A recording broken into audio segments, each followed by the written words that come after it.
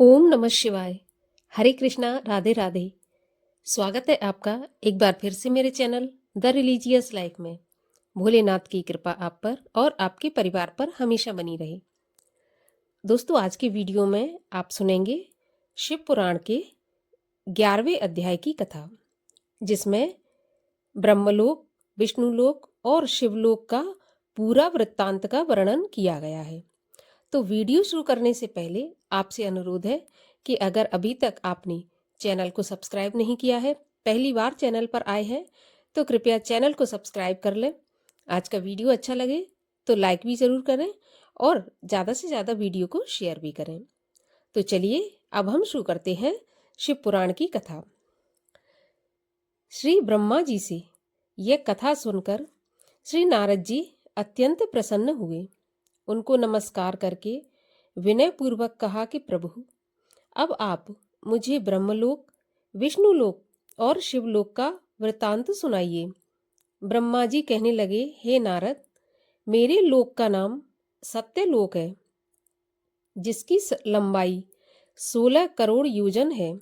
वहां पर रत्नों तथा मणियों से भरे हुए स्वर्ण मंदिर, उपवन, कुएं, तालाब और सुगंधित पुष्पों वाली पुष्प वाटिकाएं हैं, जहां नाना प्रकार के पंछी भांति भांति की बोलियां बोलते हैं। भगवान विष्णु लक्ष्मी सहित अपने भक्तों को सुख देते हुए निवास करते हैं और सदा सदैव भगवान सदाशिव के ध्यान में मग्न रहते हैं।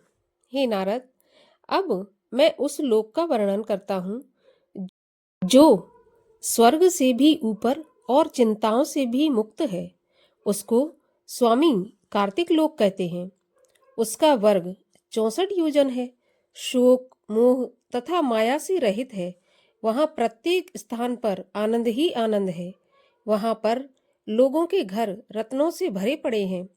वहाँ के स्वामी कार्तिक जी हैं, जिन्होंने तारकासुर का संहार किया है। वैसे वह भगवान श्री शिव के पुत्र हैं, मगर स्वयं भी उस पद को प्राप्त हैं। षडप अक्षर मंत्र का जाप करते हुए वह वहां पर भगवान सदाशिव में लीन रहते हैं। इस लोक के ऊपर शक्ति लोक है, जहां पर की शक्ति रूपा जगत माता निवास करती हैं। उन्हीं जगत माता श्री शक्ति की कृपा से मैंने सृष्टि की रचना की है। सूर्य, चंद्र और इंद्र सदा इन्हीं जगत माता के चरणों का ध्यान करते हैं। वह भगवान सदाशिव को अत्यंत प्रिय हैं। उनके अंशों से ब्रह्माणी और रमा भी उत्पन्न हुई हैं। स्वाहा, सुधा, सिद्धा, विश्वा और इंद्राणी इत्यादि भी उन्हीं के अंश हैं। शक्तिलोक अत्यंत आकर्षक व रमणीक स्थान है। उसके कपाट मणियों के बने हुए हैं। उसका विस्तार 28 करोड़ योजन है। वहां शक्ति और उनकी सहेलियां निवास करती हैं। और शक्तिलोक के ऊपर शिवलोक है, जहां पर कि मोह, चिंता, दुख आदि का नाम भी नहीं है। वह करोड़ों सूर्यों के समान प्रकाशमान है। यहाँ के घर मणियों से जड़े हुए हैं। अप्सराएं नृत्य करती हैं।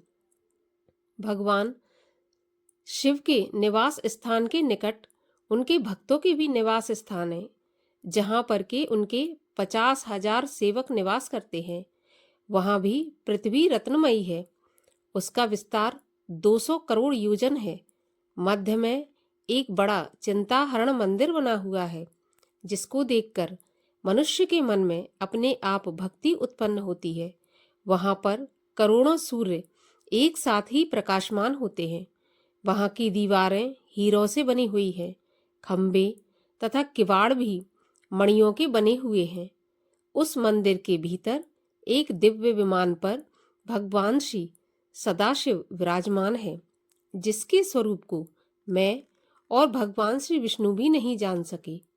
वहां पर भगवान श्री विष्णु की एक शाला है, जिसका नाम धेनुलोक है।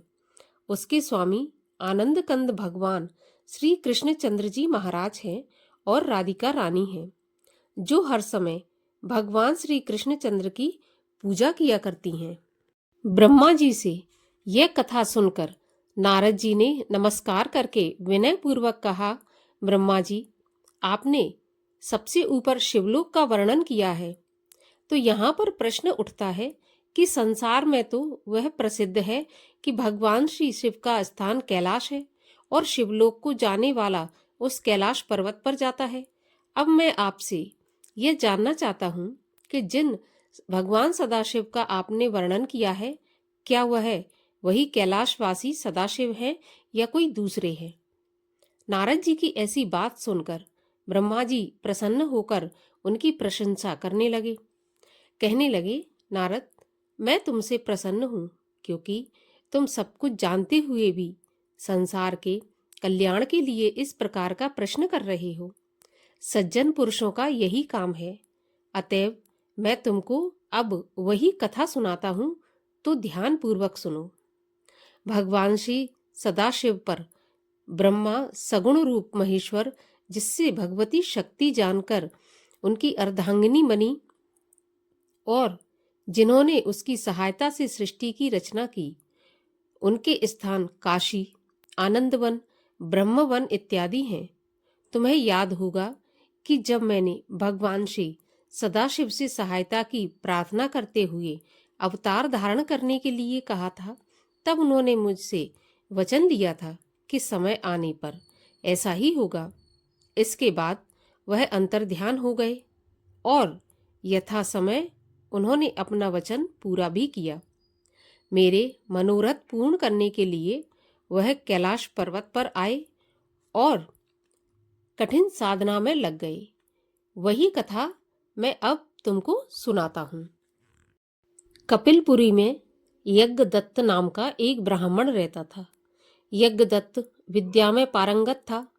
उसके एक पुत्र उत्पन्न हुआ और जिसका नाम उसने गुणनिधि रखा। बालक बड़ा बुद्धिमान तथा चतुर था। 8 वर्ष की छोटी सी आयु में ही उसने बहुत सी विद्याएं सीख ली थी, परंतु वह कुमार्ग में पढ़कर अपने धर्म और कर्म से भटक गया। वह जुआरी, खेलकूद में संलग्न और गाने बजाने वालों का साथी बन गया। उसने बहुत जल्दी ही अपने पिता की कमाई लुटा दी। उसकी माता उसे रोकती थी, परंतु प्रेम के कारण उसके संबंध में उसके पिता को कुछ नहीं बताती थी। पुत्र चाहे कितना ही बुरा हो, परंतु माता कभी बुरा नहीं चाहती। अब इसके आगे की कथा हम सुनेंगे अगले वीडियो में। तो अब हम मिलते हैं अगले वीडियो में। आज की कथा अच्छी लगी हो तो लाइक अवश्य कर दीजिए और अगले अध्यायों की कथाएं सुनने के लिए चैनल को जरूर सब्सक्राइब कर लीजिए। तो चलिए अब हम मिलते हैं अगले वीडियो में। तब तक के लिए हरे कृष्ण।